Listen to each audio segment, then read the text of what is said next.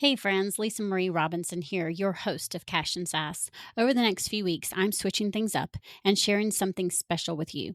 I've had the privilege of being invited onto some incredible podcasts and shows to share my take on money, mindset, and building wealth with confidence. Why? Because people are hungry for these conversations, and I'm honored to be a guest expert they call on. So think of this as your all access pass. You'll get to hear me in the hot seat answering questions, dropping gems, and keeping it real. Consider this your proof that Cash and Sass message is spreading far and wide, and now you get to come along for the ride. You're listening to Cash and Sass. I'm Lisa Marie, your go-to gal for all things money. As the Sassy Wealth Queen and the brains behind the Sassy Wealth Coach, I'm here to take you on a thrilling ride from the financial chaos to sassy and sexy money. Welcome back, everybody, to The First Step. I'm excited today to have a special guest on my show to talk about money.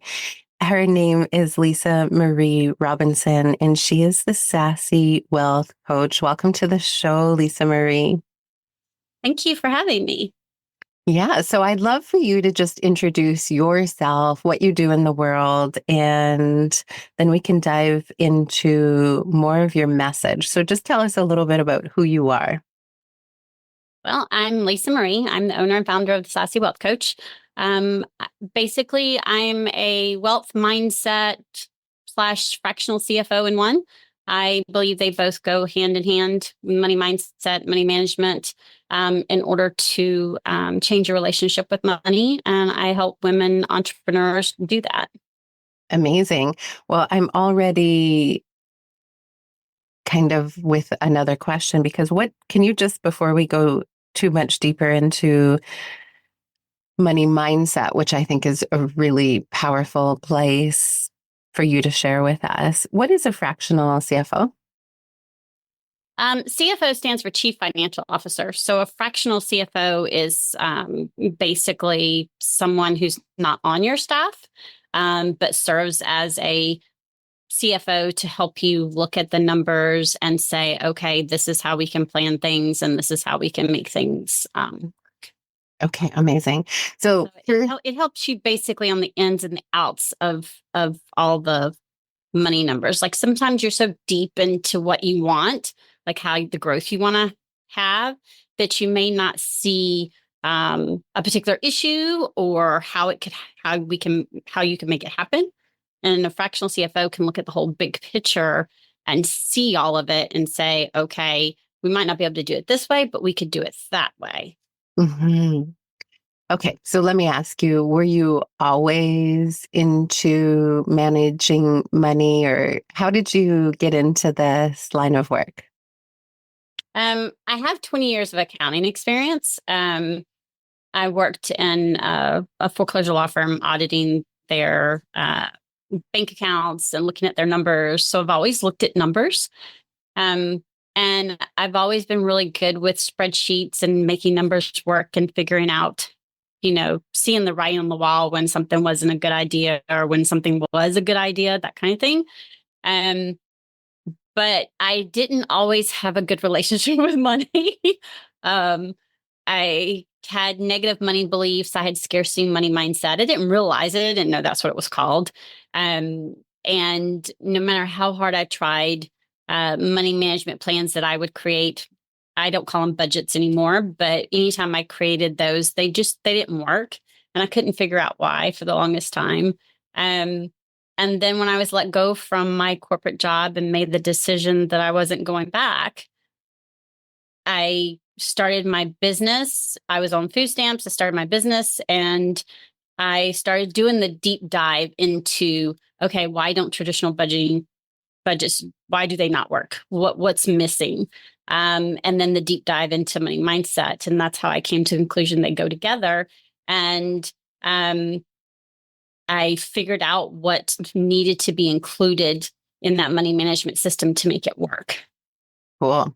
Well, my podcast is called The First Step because I love giving people action steps to live the life of their dreams. Often this has to do with health and wellness, but I think the ability to live in abundance and include all things like health and money and relationships and adventure is such an important concept. And I would agree that mindset is such a key, even when I'm working with people on their health. If they have ideas that they're not healthy, it doesn't really matter what they do. They can do all the things like exercise and eating right, and nothing changes. So it's so fascinating to hear you affirm that's also true in the area of wealth and finances. So for listeners, could you maybe walk them through if you were to meet a new client and they were, stuck in scarcity or lack, and you see that, how do you start to guide them or walk them towards feeling more abundant, even if they're not? Well, to be honest, the first step I'm going to have them do is acknowledge their money beliefs. Mhm, I'm going to want them to write them down, which what I tell them is they don't have to show me, they don't have to be honest with anyone else, and they need to be honest with themselves. mhm, So write it down, even if it's for no one to see, but write it down. What do you think? What's the first thing that comes to mind when you pay your bills? How do you feel when you look at your bank account? When someone mentions money or you receiving revenue, how does your body feel? Is it tension or do you get excited? Majority of us will say we don't have scarcity money mindset or money mindset issues, or we don't hate money, et cetera. And we actually do. I even said I didn't. And someone brought it to my attention that really it did. And, one of the things I did that was the first thing I did is I listed out what came up. Was I tense in my shoulders and my neck and my chest? Was it anger that came up when I had to pay bills? Was it stress? Where was I feeling? All those things, because it made you realize, and again, even if you're not honest with anyone else, being honest with yourself, right? It made me realize, okay, I have a scarcity money mindset. Then it's okay, these are negative money beliefs, but I can change them. What's the first step I can do to change it? And one of the things that I have my clients do is really the first step is to practice gratitude. And mhm, everybody laughs at me when I say this, but the next time you pay a bill and it's not an automatic expense. So like you go to pay, like I have a lot of my expenses aren't automatic unless they have to be. And I'll go in and pay my light bill or I'll go pay my rent. Whenever I pay those things, I say thank you. mhm, After I've done, I say thank you. When I've received money into my bank account and I'm looking at my bank account and my bank account's, got money in there and I have enough to pay myself and then pay my expenses, I say thank you. I pump my gas, I say thank you. I'm saying thank you to the universe, to me, the credit card, all of the above, because I'm showing gratitude that I appreciate the money that I have and I want to receive more. mhm, And it's taking that negative block away. Someone told me a long time ago, if someone treated you like shit and talked negative about you and talked crap about you and was always angry, would you stick around? mhm. The answer is no. Well, then why should money? Yeah. And Well, that was like a light bulb moment for me because I was like, oh, wow. Okay. Because money's energy. It's a tool. It's not bad or good. And when we realize that, we can actually shift how we think about it. And then that shifts how we manage it and what we do with it. I love that. Starting with gratitude, that's also something that I teach in my programs in the direction of health and wellness, to just And health and wellness also affects your money mindset and your money management. Because if you're stressed under money and money management, it's going to affect your health. And if you're not taking care of your health, you're not going to have the tenacity to deal with whatever life curveballs may come your way, whether that's health or, financial that comes along with business or, regular life expenses. Yeah. So I'm hearing you loud and clear, but just for listeners to kind of wrap their heads around these really valuable steps you've already shared. One, get really clear about what you are thinking about money, even if it's just for yourself. And as well as a first step, start to practice gratitude. When people discover that they have some less than desirable ideas and beliefs around money, how do you get them to change them? Well, practicing the gratitude is one. And then I believe in affirmations. Um, I have an affirmation app that I use that I'll tell my clients about. It's called YAP, YAPP. There's two of them, but this one's like a YAP reminder is what it's called. And I use it for affirmations. So it's supposed to be a reminder app, but you can put in, I don't know, like 25 or 30 in there, and it can pop up as much as 9 times throughout the day. And so I use that, different affirmations to pop up. And it's, money management, money wealth. One of them is it's okay for me to be too big for my britches, meaning it's okay for me to keep growing. Um, and that's big for me. So, I encourage my clients to use that. I also will send them different affirmations for them to say on repeat at night. And what I do is I tell them you can either record it or you can say it to yourself 3 times. It's better to say it out loud so you're actually hearing it. Stick them on sticky notes and put them on your mirror when you go to brush your teeth so you can see them and say them out loud. There's just different things. But I tell them the more you see it, the more you say it, the more you're going to believe it. Because it's basically you're retraining your brain. Mm-hmm. It's not overnight, but you're retraining your brain. And when you recognize that when you get stressed or upset, kind of like with health and food, right? So a lot of us were emotional eaters. So when we get stressed or upset, when we start taking care of our health, we realize the first thing we gravitate towards is something in the kitchen. So one of the things I did when I started getting healthy is I made sure there was no junk food in the kitchen for me to gravitate towards. I made sure there was like an apple and peanut butter or something, right? So the same thing goes with how we manage or how we spend our money. When we get upset, stressed, we are emotional spenders. And so what I tell them is when you notice you're going to do it, stop, take 5, put it in the cart and then walk away, right? And give yourself an hour to say, do I really want that? Mm-hmm. I tell them to turn off the one-click purchase in Amazon. Most people don't realize you can turn that off.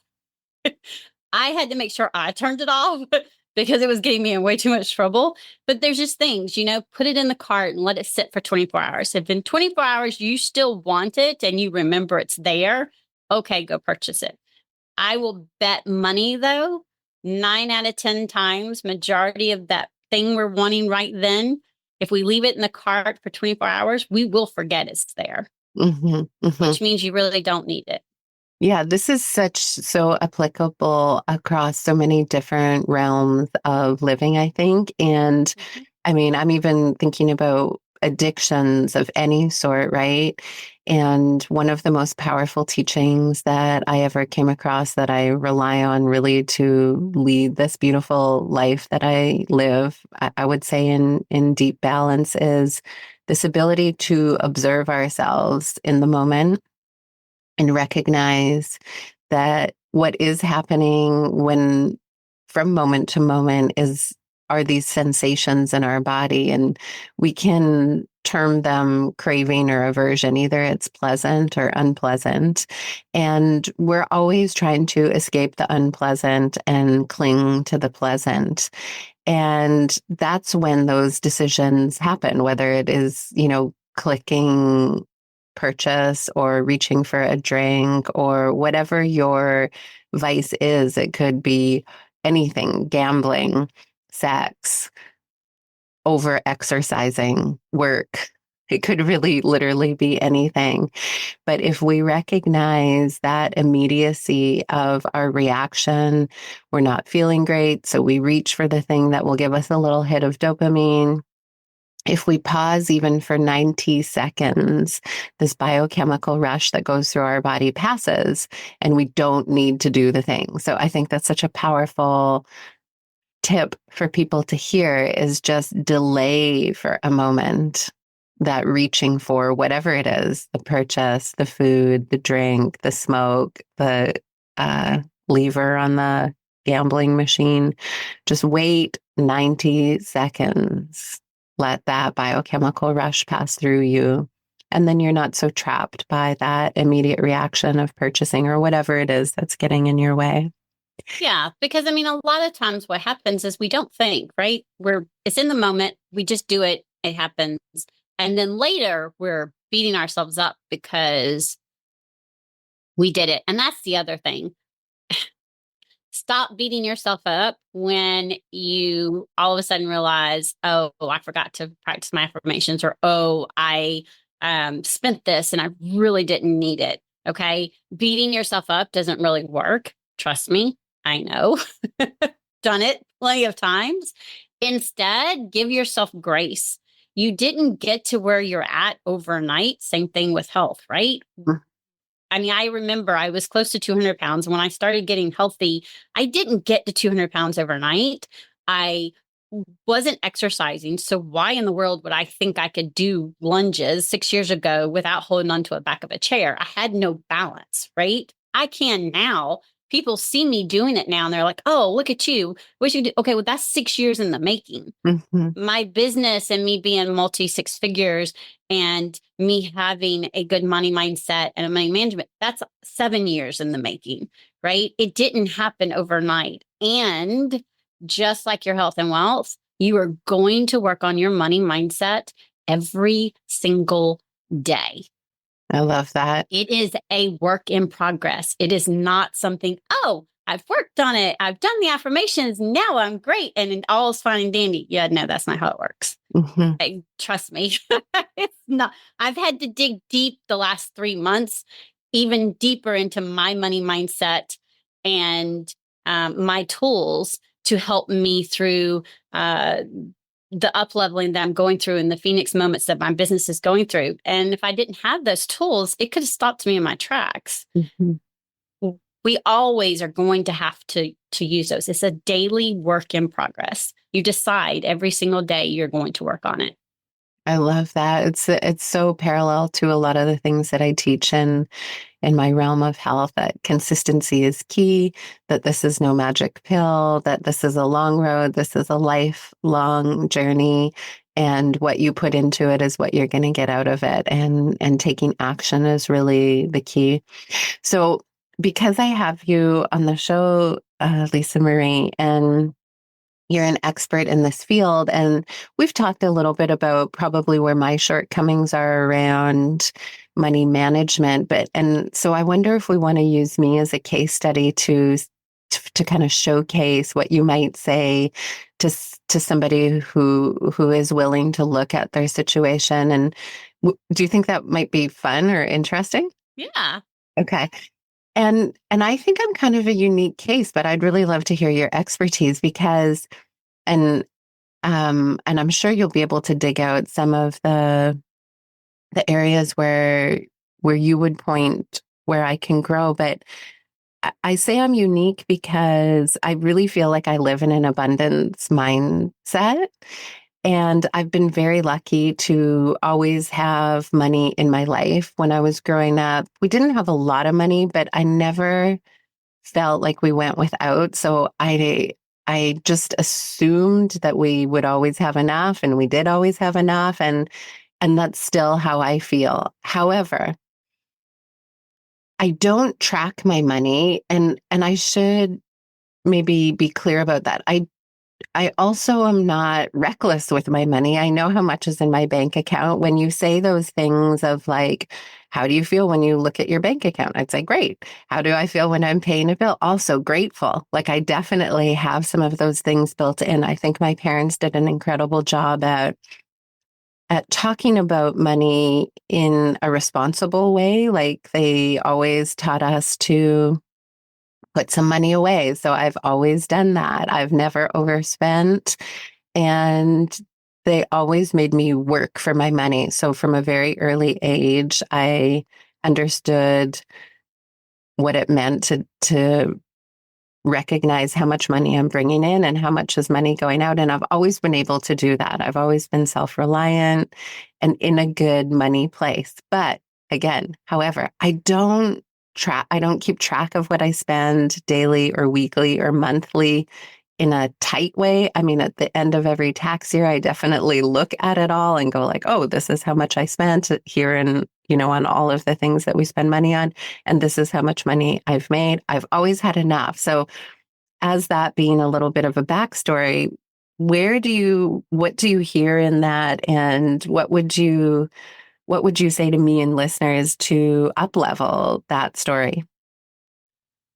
Well, the first thing I would say to you is, does it suit you to not know throughout the year, like where your money is going? Because here's the thing, most of us at the end of the year, we do the tax thing and, oh, this is where it went. And that's what I'm hearing you. Oh, at the end of the year, I see where it went and I'm seeing this.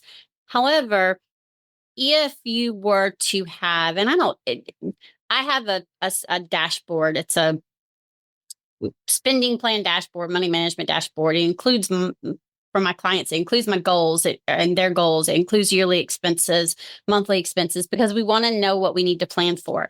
And so it also includes business trips and events that we are going to go to, or events that we're going to have ourselves.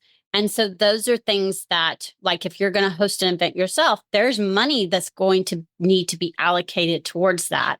And so I love using, it's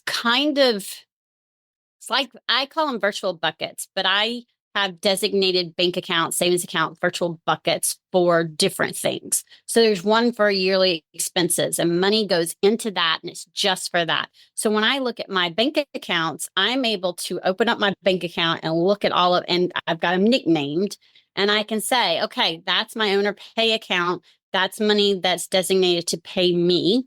This is money for my operating. This is money for my yearly expenses. This is money for my business trips. And I look at the money management plan quarterly to say, okay, these are all the trips that I'm planning. Like for right now, I'm doing it for next year. Am I putting enough money into the account to allocate for the trips that I'm taking, the events that I'm planning on having? Do I need to change it? How do I need to change it? And that helps me be able to make sure, okay, that there's not extra money just sitting somewhere. It's basically giving every dollar a job. It's kind of like, there's different budgets, but there's one that's called going down to zero, where you give every penny a job. So I use a combination of two. It's the virtual buckets and giving every dollar a job.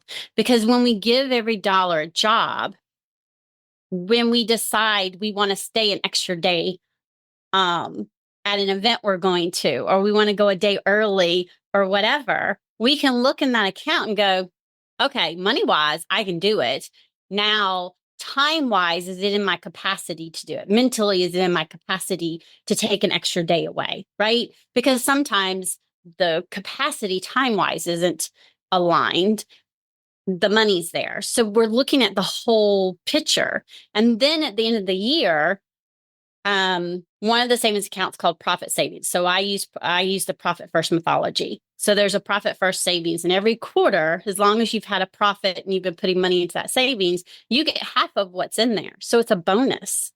And then at the end of the year, you can take another bonus because it's each quarter, plus you have a tax savings account where there's money going into the tax savings.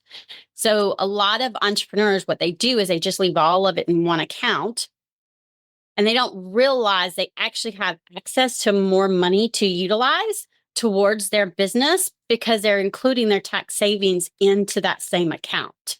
Whereas if you were to have a tax savings account and you just moved the money, then you would know, okay, that money's designated for that. I'm not touching it. This is what I have for this. Does that make sense? I can see how divvying it up would give me clarity about what I have. I guess my resistance is I don't love spending time in those kinds of things. And so and again, I'm happy to watch you break this down. Um, Part of my thinking is I've attached this idea like my abundance exists because I totally trust in this flow state of money. And because it's always worked for me, I mean, in the sense of like, I do have enough money. I do what I want. I feel like I have a nice balance of kind of being careful and considerate and responsible and also adventurous and fun and trusting and flowy. That when I think about doing those more, like when you talk spreadsheets and like, just organizational strategies, for me, it feels like it is becoming kind of tighter, more scarcity based, because now I have to kind of think about it and worry about it and, make sure it all adds up. And for me, it just feels more expansive and abundance mindset to just have this deep trust because it's always worked. But, I'm open to shifting that. It's just, I say that all that because that's how I think or feel. Yeah, and it's probably because it's worked for you, right? And now your brain's like, okay, you want me to do what? No, that doesn't feel abundant. That feels restrictive. Because majority of the people, when you think about a money management system or quote unquote budget or spending plan, they're like, you're restricting me. No, I'm not. That's not the purpose. I'm gonna be honest. My money management plan, spending plan includes all the things I want, all the things I need, includes everything. Because if it doesn't, it's not gonna work. And I make sure that my goals are on there. I'm planning for all those things. To me, knowledge is power. Mm-hmm. And because I have lived through things where, excuse my French, shit has happened and it has changed whether or not I've had money or not, right? I know being prepared and having that knowledge means I know where I can make tweaks to make sure we're still okay Mm-hmm. to get through whatever life may come, life may throw our way. Yeah. Um, it's it's thinking about the things that you want and need in the future and saying, okay, I want to make sure this money is allocated for that no matter what. And then I want to have play money. I mean, I have a client who has, she calls it play money, and that's an account and it's play money. And that's for her to go do whatever it is she wants to do on any given day that works for her. That's what she wants. She wants to know she can go to an account and still do the flowy things and the abundance things and so we set up a particular account for that and we called it her play money, her name and then play money. And that's, and we keep putting money in there and that's for her to do whatever. And it that allows her to still have that flow and plan for the other things that may be coming up. Majority of the clients that come to me don't have that abundance mindset and flow you have. You're one of the you're one of the few that have had parents who have actually talked about money and taught money management. Mine was never. I never talked about. Um, and so I think that's really awesome and amazing.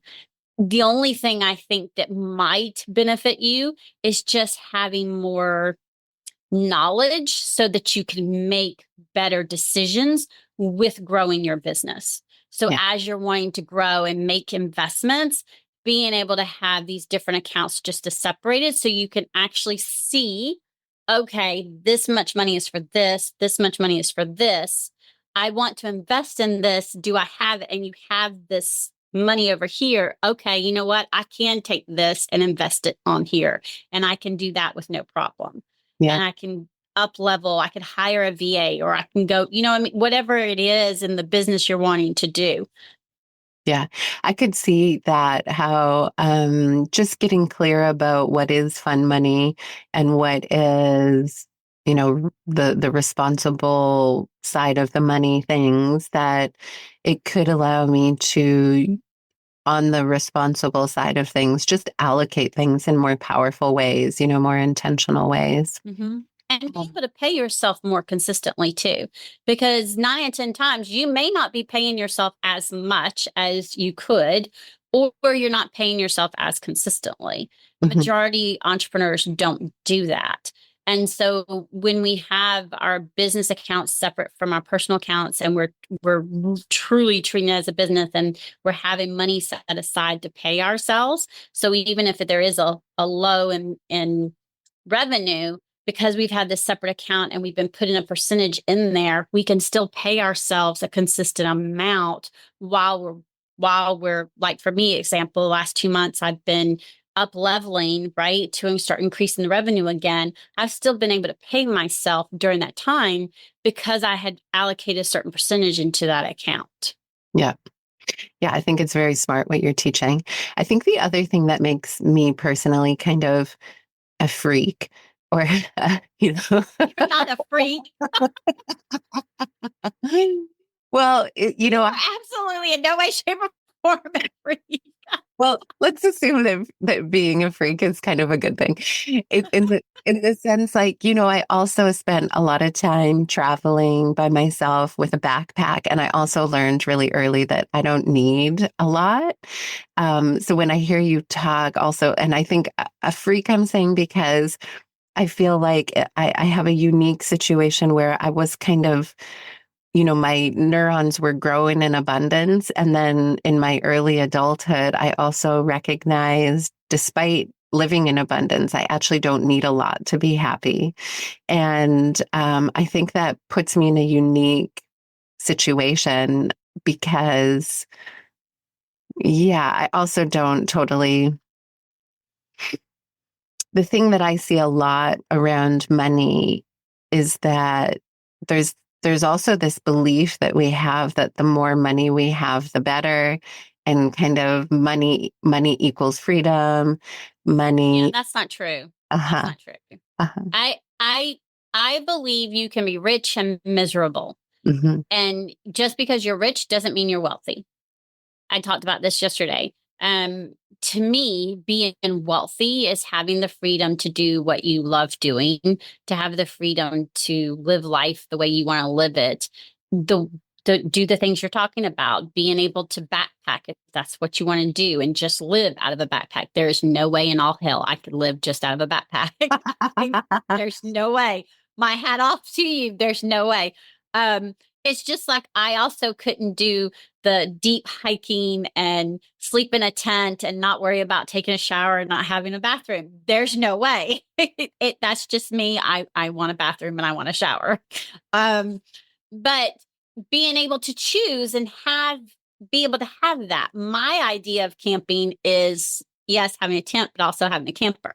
So I have access to the things I want. But being able to rent a camper or buy a camper or go backpacking or live as a nomad or buy a tiny house or buy a house, whatever that looks like. Because all of us are different, right? We're the same because we have our own business and we want that freedom, but what we want is different. There's no wrong or right. To me, being wealthy is having the abundance and the mindset of knowing we can create more, we can create it, we can retain it, and we can expand it. Because the more we create and retain, the more we can expand. And when we expand it, we're able to make the world a better place. Whether that's giving back to our community, giving back to the world, however that looks like, donating wherever that looks like. There are so many things going on in this world that can, as entrepreneurs, the more wealth we create, that we can actually make a difference. And if we look at it that way, to me, that's wealthy. Yeah. I know people who have got tons of money and are rich beyond means, and they're miserable. Mhm. They're miserable in their health. They're miserable. They have headaches. They have migraines. They're miserable. To me, that's not wealthy. Mhm. To me, wealthy is the fitness and the just having that, taking care of you and having that lifestyle and being able to do what you want, whether that's backpacking or, like I said, my goal is to buy a house with a pool, right? I need space. No tiny house will work for me and my two girls. I'm sorry. That would not end well. It's the only way I know how to say it. They need their space too. And so that's our goal, right? So someone else's goal may be to buy a tiny house or buy a second home, whatever that looks like, or move to a different country and buy a home, whatever that looks like. So being wealthy is so much more than having money. Money is energy and it's a tool. If it's used correctly and if we use it as it's meant to, we can have so much more abundance because we're able to do things and make the world a better place. Yeah. And I see that, like I bow to Creator who put me in a situation where I grew up in abundance because I can see it is affirmative, right? It's like and that's the hard piece that I watch a lot of people struggle with. And again, abundance, you can talk about it in all those aspects of life that you've been mentioning. That's the hardest piece, is to shift our thinking. And I think that's awesome that that's where you start. So, Lisa Marie, in regards to, and I know, you're living in the United States, I'm up here in Canada, and I think our economy is slightly different and probably a little bit worse off than where you guys are at. But right now, I get to see, like, in the moms group that I exist in, more and more commonly women, especially if they're living on a single income, really, really, really struggling to make ends meet. More and more people are turning to the food bank. They're asking for assistance from the community. They're really in a kind of panicked mode about the rise in the cost of living and their inability to, or their belief about their inability to earn more money. So if somebody who is listening is kind of in that state, like a panic, lack, scarcity state, and it is really real, what would you advise them or suggest? How do you start to pull yourself out of that kind of hole that you feel like you're in? Well, okay, I was in that hole. So, um, and there are many people in the United States who are struggling right now because of the rise in groceries. I mean, there's a recession, whether anyone wants to say there is or not. I'm not getting political. I go to the grocery store once a week. The cost of groceries are going up. I can look at my bill week to week to week and I can see that it's increasing, right? Because again, I'm analytical. So that's naturally. So I pay attention to those things naturally. Like some people are like, oh my gosh, you do that? I'm like, yeah, it just comes second nature to me. I'm analytical. I can look at it and go, you know what? That bill was twice the amount it was a week ago. Okay, why? Did I buy double the amount of stuff? Or is it because certain things, jumped up, right? I mean, perfect example is there was I think it was a 24-ounce bottle of Heinz ketchup. It sent me on a tizzy. They wanted $5. Yeah. And I went off. I was like, what?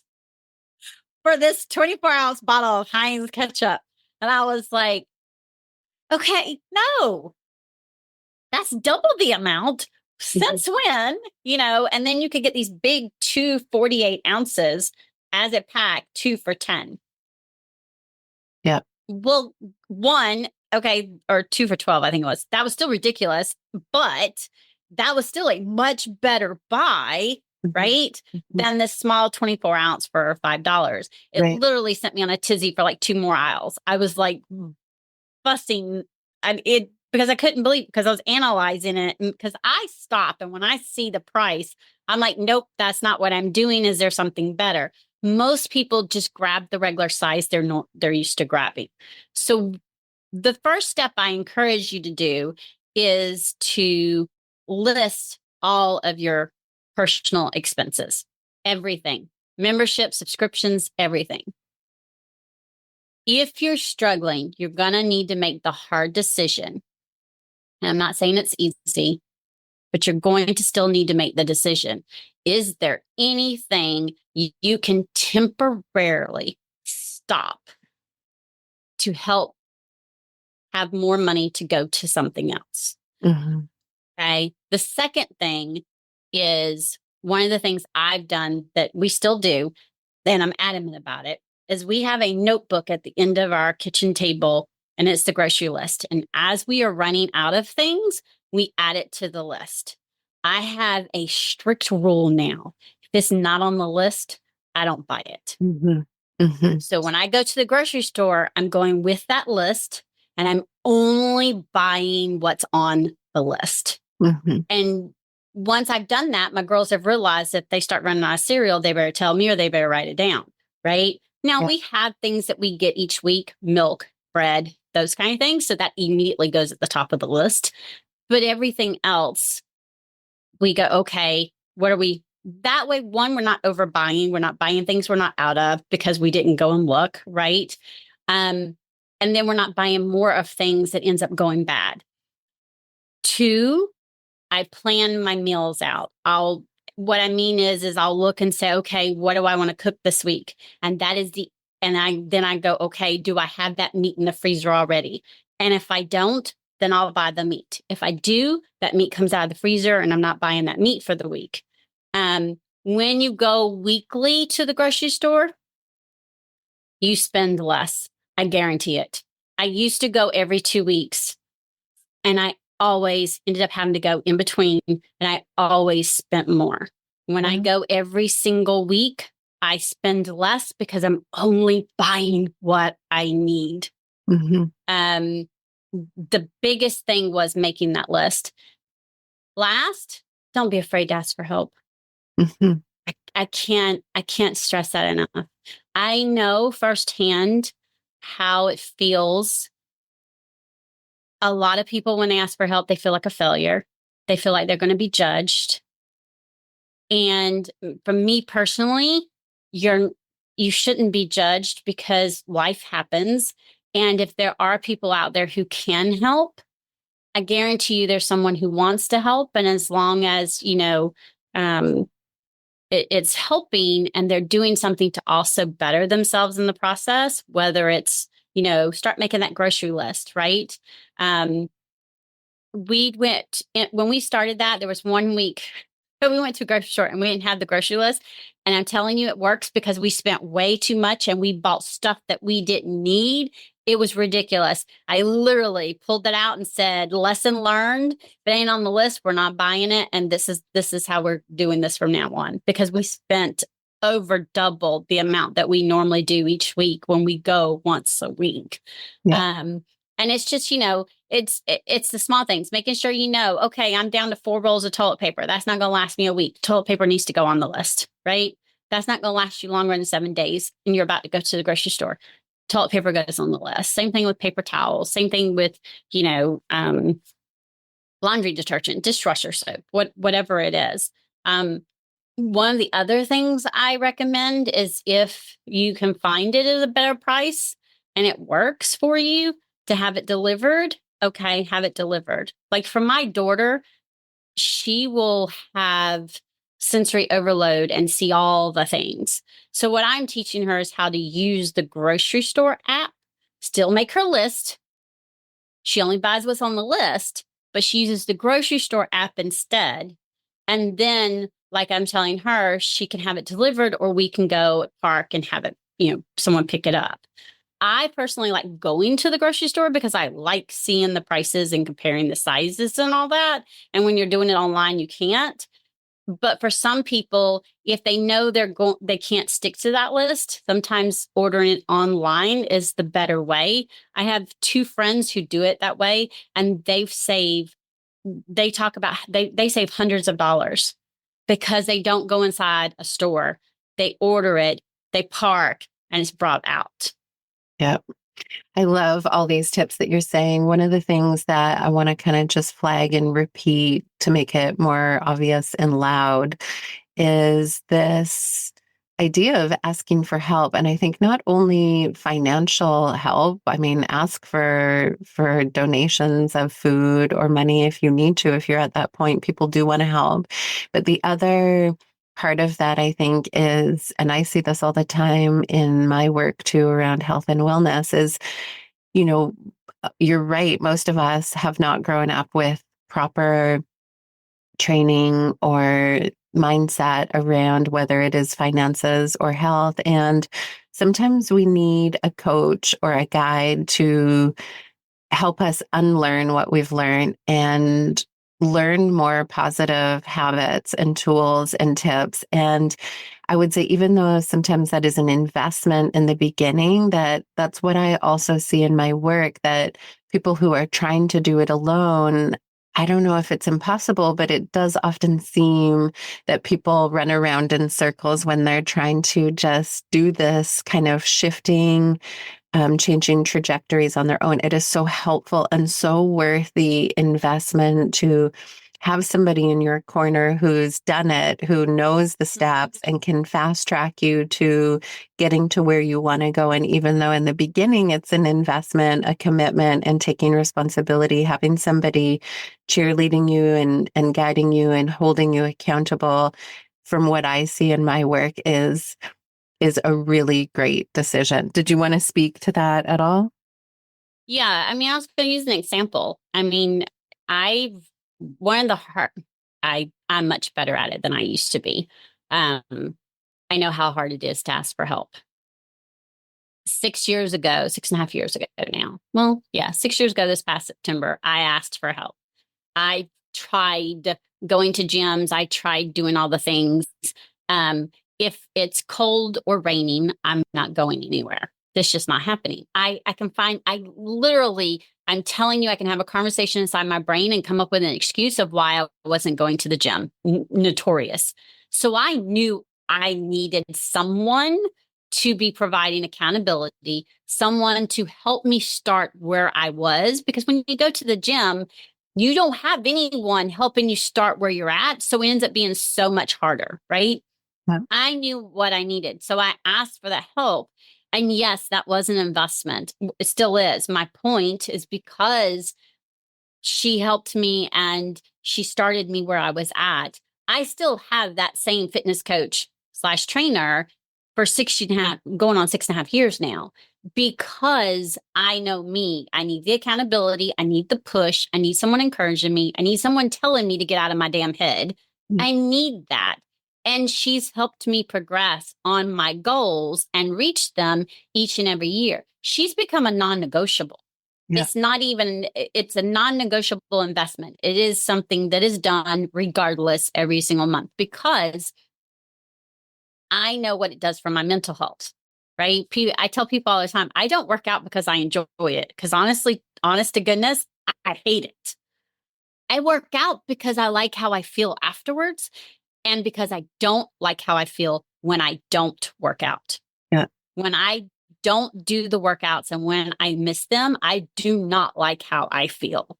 Yeah. And that's the reason why it's mental just as much as it is physical health, if not more so.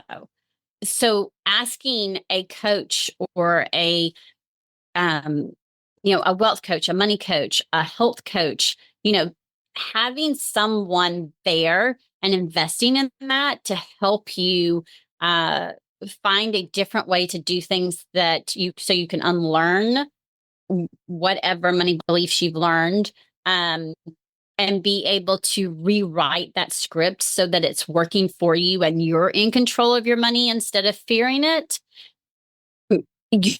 Yes, you can do it on your own.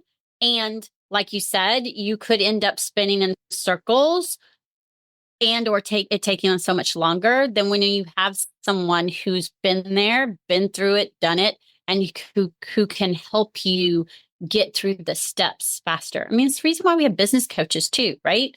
To help us elevate our business. Yeah, we could do it on our own, but how much faster are we going to get where we want to get? Having someone who's already been there and also now has the tools that we're allowed to use to get us there faster. Yeah, exactly. Okay, so let's leave listeners with this point and a little takeaway. So I'm going to start and then I'm going to hand it over to you. But on that topic, I think if you're listening to this and you want to take action, I think that's a really big first step, deciding that you need to make a change, whether that's in your health or your finances or relationships or any other aspect of your life, that you're at this point where you're thinking change is necessary. Then I would say look for somebody who you admire in the space, who you're seeing their lived experience shine. And I know I have all different levels of offerings in my space. And I would say that most coaches and people who love what they do and are really passionate about what they do, there is always some kind of free resource or low ticket offer. Start there. Like in my case, I have a 10-day self-care challenge. If you don't think you can make a lifelong commitment, start with 10 days. And I have a pay what you want version of that course. So anybody can get in on it and decide what they can afford to get started. And I'm sure, Lisa Marie, you probably also have some kind of free resource that people can just get started and then commit to continuing to take steps, do the next thing once you finish the first step, some free resource or low ticket resource. Continue to commit to invest in yourself, because I think that's the other thing that people kind of glaze over or tend to miss, is they'll invest in their children's hockey equipment, and they'll invest in a new deep freeze, and they'll invest in the surgery for their dog, and they'll invest in everything but themselves. But my recommendation would be decide that you're worth it, whatever aspect of life that you know you need to make a shift in, and start to invest in yourself, even if it is $10 at first, and then $20, and then $50, and then $100. Invest in the things that are going to lift you up. And then you, when you're in your high vibing state, can really start to lift your life up in all different aspects. So to finish, Lisa Marie, is there something that you can offer listeners? I'll link it in the text description, but maybe you can just describe what you have for people to get started if you do have something. Yeah, well, if you go to my website, the sassywealthcoach.com, there's actually a page that's got all kinds of different free offers that will benefit you based off of, okay, I need to start listing out my personal expenses. There's a sheet that gives you, okay, this is the general list, because we forget so many things. There's one for business. The new free offer that's coming out is the Money Story Start Guide. It will actually probably be released in the next week or so, put on the website. And that is really getting you to look at your story, what those money beliefs are, and then rewriting it. The low ticket offer that I have right now, I am creating another one, but the main one I have right now that's true to my heart and I believe is it's worth so much more. But it's the mini money mindset digital course. It's $97. It's audio and video. So you've got audio recording, video recording. So you can choose whether you want to listen to it or watch it. And it has a digital workbook with it.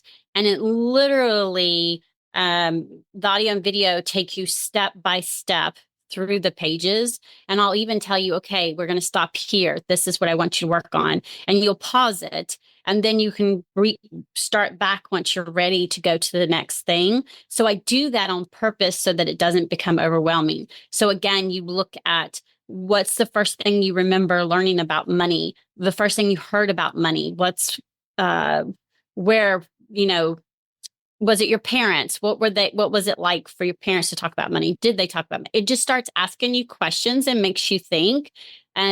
so that you can see where the patterns and beliefs may have come from. And then it asks you questions. What do you believe about money now?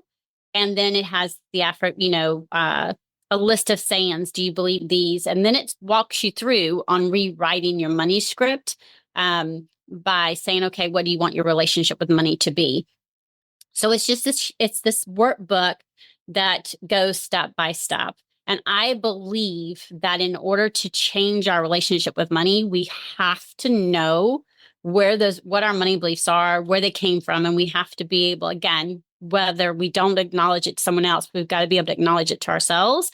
And we have to be willing to acknowledge it so that we can then say, okay, that's not how I want it to be. And we can then start working on flipping that script.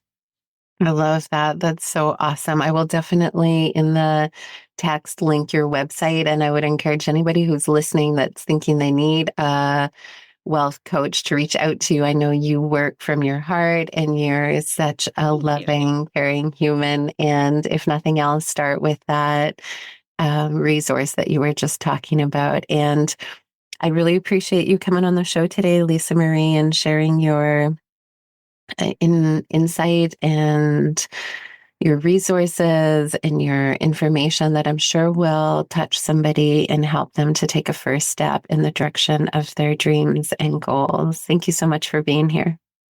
Thank you for having me. I thoroughly enjoyed it. And to all you listeners out there, I hope that you have a wonderful day. Thank you for listening, and may all beings be happy. Thanks for tuning in to Cash and Sass. Don't forget to grab your free Wealth Wins checklist at transcendentwealthco.com.